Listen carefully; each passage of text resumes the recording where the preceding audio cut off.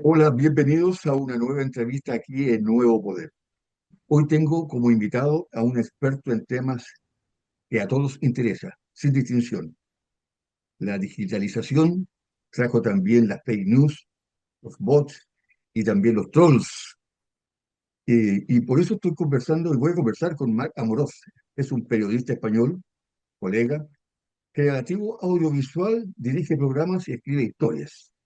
Él está en Madrid y ha tenido la gentileza de poder contactarse con nosotros acá en Santiago de Chile. Marc, muchas gracias por compartir estos minutos con nosotros y también tus conocimientos en acerca de esta materia que está causando problemas en algunos lados.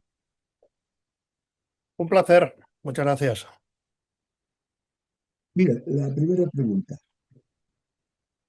En tu calidad de periodista y experto en los temas de noticias falsas, bots, trolls,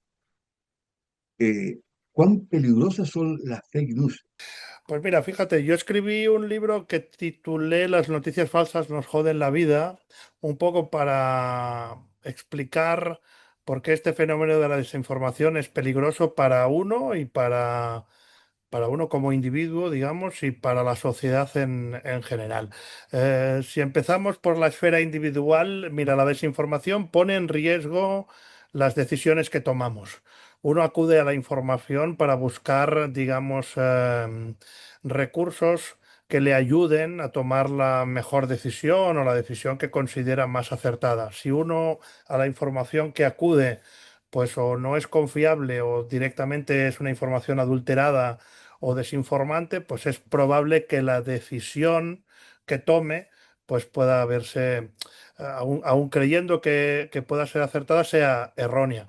Decidir desde qué automóvil comprarse, desde qué nevera comprarse o desde qué partido político votar o qué tratamiento médico seguir.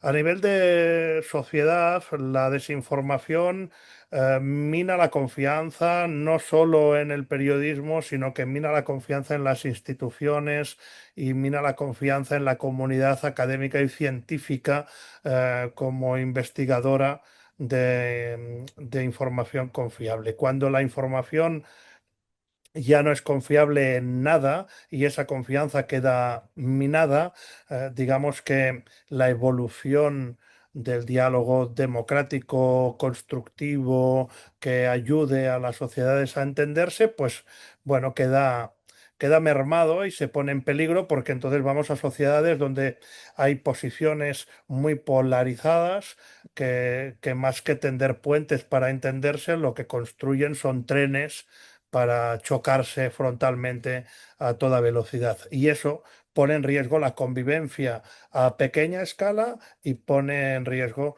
la convivencia a gran escala y alimenta toda una serie de acciones porque convierte la relación social en una relación de derrotados y victoriosos. Es decir, que quienes defienden un postulado quieren imponer, digamos, su discurso al otro bando, entonces se justifica cualquier acción para silenciar, digamos, la voz discordante. Aquí en Santiago, además de estar en vísperas de nuestras fiestas patrias, estamos también en un periodo electoral, donde tenemos que elegir presidente de la República. Y esto ha ocasionado un episodio en que se está acusando unos a otros respecto de, digamos, del origen de unos bots que se atribuyen a un partido político y el líder de ese partido político dice, yo no he sido. Y otro dice, no, tú fuiste. ¿Es posible poder determinar de dónde surge esto? Bueno, es difícil determinar el origen de dónde surge. Lo que sí que está claro es que la desinformación se ha industrializado, se ha convertido en una industria y que en la arena política se ha convertido en un arma electoral muy eficaz para microsegmentar mensajes, llegar a electorados de una manera mucho más rápida y mucho más eficaz y mucho más barata que la comunicación política del siglo pasado. Y ahora mismo la utilización del ecosistema desinformador es habitual en política. Fíjate que en Uruguay hace unos años todos los partidos políticos hicieron un ejercicio de firmar un pacto ético para no usar la desinformación como arma electoral. Ojalá esto se firmara y se cumpliera en todos los países del mundo. Pero insisto, cada vez es más complicado porque la desinformación crea un ecosistema que no solo busca emitir sus mensajes interesados, sino también busca a través de trolls, sobre todo silenciar, digamos, las voces contrarias para dar a entender que en la conversación social solo impera o y el mensaje que domina es el que emiten ellos, ¿no? Los votes al final se usan para magnificar la difusión de un mensaje, para hacernos creer que ese mensaje es mucho más viral de lo que es, que alcanza mucha más gente de la que realmente alcanza y para que tengamos la sensación que es un mensaje muy compartido por mucha gente, que somos mayoría, que somos muchos. Esta es la intención de los votes. Los trolls tienen otra intención que es lanzar campañas de haters, lanzar campañas de odio, de persecución, de estigmatización, de señalamiento contra todos aquellos que expresan dudas o que ponen, digamos, en jaque el discurso que se emite a través de los votes. Insisto, es una industria, está muy bien orquestada, hay muchas herramientas en el ámbito digital para difundir esa desinformación y todo, digamos, actúa de una manera al unísono, ¿no? Actúa con un mismo objetivo. Calidad de periodista y experto en todos estos temas de noticias falsas, bots, trolls, la gente, yo le pregunto personalmente, ¿qué tipo de personas son las que pasan por esa cabeza que comienzan a lanzar todo esto? Pues mira, en este ecosistema desinformador encontraremos personas que, sin estar adscritos a ninguna ideología en concreto, lo que buscan es viralizar contenidos y monetizarlos. Los hay, pero son los que menos, digamos, mensaje ideológico distribuyen. Los que mayor mensaje ideológico distribuyen son personas que están dentro de dentro de ese ecosistema, que bajo eufemismos como somos una empresa de mejora de reputación digital o de mejora de posicionamiento digital, en realidad lo que son empresas que orquestan toda una telaraña de maneras de desinformar, desde creación de medios digitales que nacen para desinformar en lugar de para informar, desde creación de influencers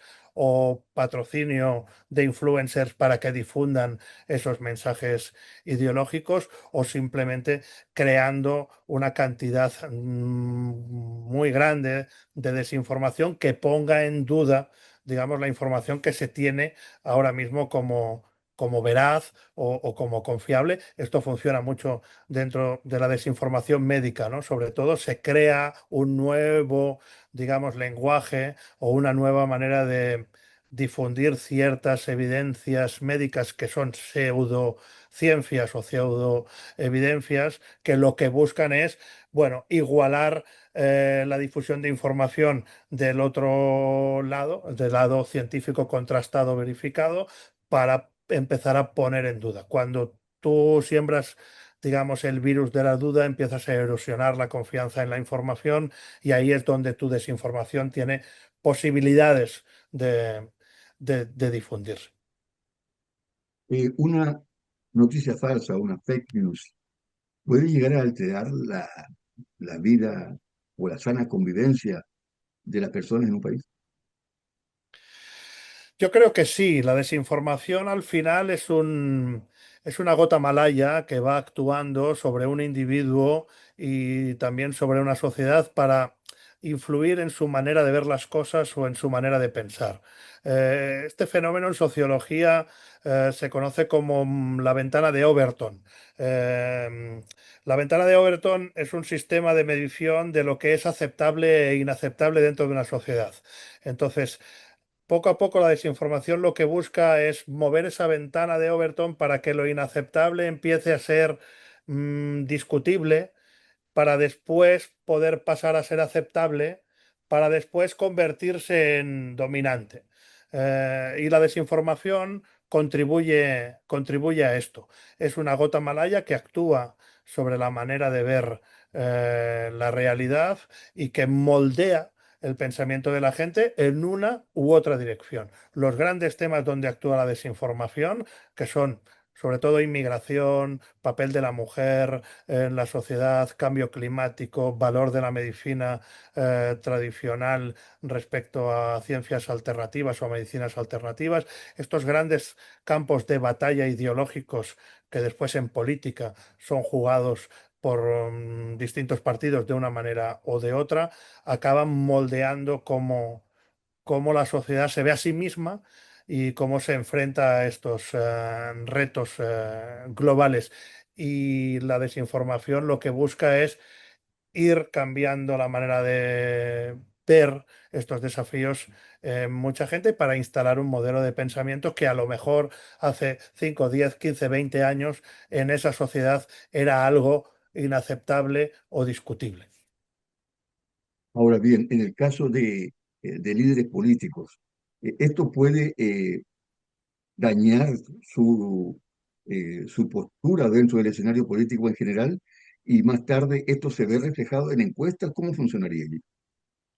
Bueno, mira, es curioso porque el daño político que genera el uso de la desinformación es algo que todavía está por ver. Hay líderes políticos que la desinformación les beneficia y no les perjudica, no les daña, convierten la difusión de la desinformación en algo habitual.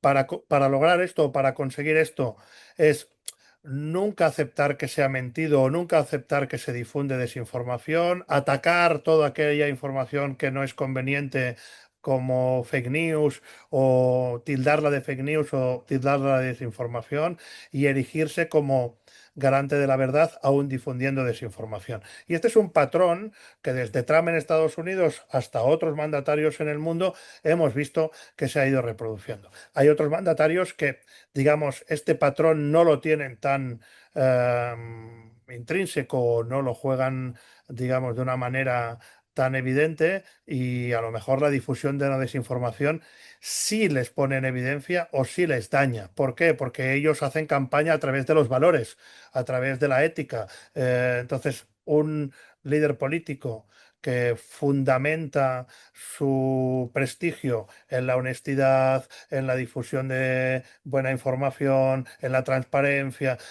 bueno, pues cuando difunde un dato erróneo o cuando da una información errónea o cuando la comparte, eso puede dañarlo. Pero el que no se convierte en garante de esto, sino lo que busca es empozoñar, digamos, todo el circuito informativo, lo que busca es convertirse en el único garante de verdad. Entonces es lo que yo digo es verdad, todo lo demás son mentiras y ataco sistemáticamente a todo lo que no me conviene, tildándolo de fake news o de desinformación para que al final solo quede como garantía de verdad lo que yo difundo. Y si esos políticos alcanzan poder y por lo tanto se convierten en presidentes, pues entonces tienen, digamos, más facilidad porque tienen el altavoz mediático garantizado y tienen los poderes fácticos a su favor. Hace algún tiempo hiciste una declaración, hace unos años, la tengo anotada. En esa oportunidad dijiste muy claramente, lo que las noticias falsas contienen son mentiras, pero sus efectos son reales. Es así, las noticias falsas difunden mentiras, algunas contienen trazas de verdad para hacerlas más plausibles o más creíbles, pero difunden relatos ideológicos interesados que son, digamos, que no son garantes de verdad y que manipulan, digamos, la visión de la realidad. Por lo tanto, difunden mentiras. Ahora sus consecuencias son reales. Hay gente que ha decidido que las vacunas contra el coronavirus no son buenas y no se ha vacunado y por desgracia ha contraído la enfermedad y ha muerto, ¿no? Y eso ha pasado en España, ha pasado en otros países, Estados Unidos y ha pasado en otros lugares del mundo. Este es un ejemplo, a lo mejor muy a extremos. Hemos vivido una pandemia mundial todos y sabemos más o menos el circuito mental que todos hemos vivido con esta pandemia, desde la alarma por un virus nuevo, la esperanza de una vacuna y la decisión de vacunarse o no vacunarse. Yo estoy convencido que esta pandemia, en lugar de caernos en el 2020, nos hubiera caído en 1960, nadie discutiría el valor de las vacunas. ¿Vale? Ahora, en cambio, 60 años después, hay un tercio de la población mundial que pone en duda el valor de las vacunas para salvar vidas e incluso hay casi una cuarta parte de la población mundial que decide no vacunarse, ¿no? Y además consiguen personajes públicos que difunden el valor de la no vacunación.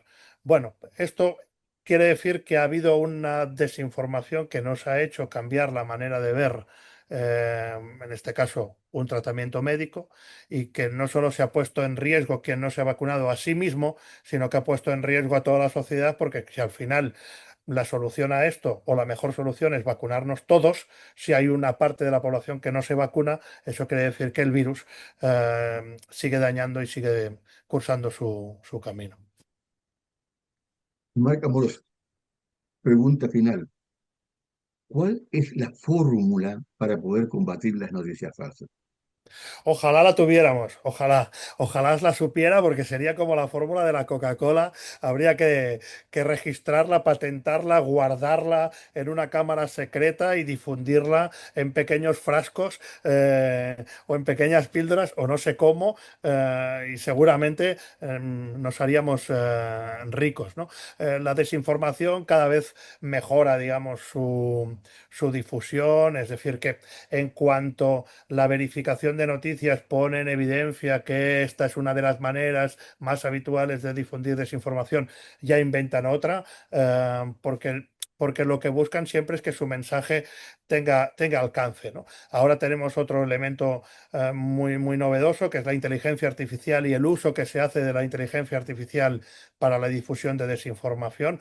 No solo es que la inteligencia artificial también se esté entrenando con información desinformadora, sino que es capaz de fabricar información desinformante, y no solo información, sino imágenes, vídeos, clonaciones de voz, clonaciones de personas en imágenes animadas. Bueno, el perfeccionamiento de la difusión de la desinformación es muy grande, ¿no? Y luego hay otras herramientas que a veces uno no es consciente que son desinformadoras, pero lo son, ¿no? Una de las tácticas habituales es la jajaganda, que es el uso del humor para la difusión de desinformación.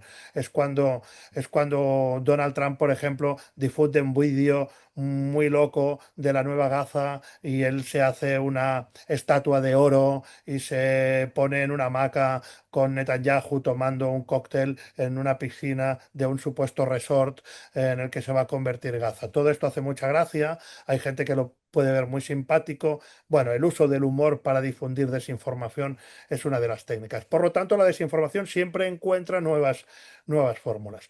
Ojalá nosotros tuviéramos el antídoto mágico, pero esto todavía costará. Tenemos la verificación de noticias, que es algo que es necesario e importante para que tomemos conciencia de que el fenómeno existe, pero llega tarde, no alcanza toda la desinformación que se distribuye, ni tampoco nos ayudan las plataformas digitales que son las autopistas por donde se difunden estas desinformaciones. Por lo tanto, digamos que la desinformación siempre va uno, dos, tres pasos por delante y siempre tiene muchas más facilidades para su viralización que los verificadores o quienes van detrás intentando decir que es verdad y que es mentira. La desinformación triunfa cuando la difusión de la información en general ya se adultera. Antes era más difícil poner en duda la información que se difundía. Ahora todo está en duda. Entonces, cuando una sociedad desconfía de la información que recibe, la desinformación es cuando puede alcanzar a la gente. Marc Amorós, te agradezco sinceramente, nos ha dado más que una entrevista, yo creo que una clase magistral en torno a este tema que está latente en forma permanente. Ojalá algún día, como tú dices, pudiéramos tener esa varita mágica para poder desarticular esto que yo creo que ni siquiera Stanley Kubrick en 2001, La Odisea del Espacio, imaginó que podría ocurrir y lo estamos viviendo ahora. Sabemos que tienes un compromiso para desplazarte, te agradecemos la buena voluntad y la disposición que has tenido para conversar con nosotros. Muchas gracias, un saludo. Igualmente, saludos, Marco.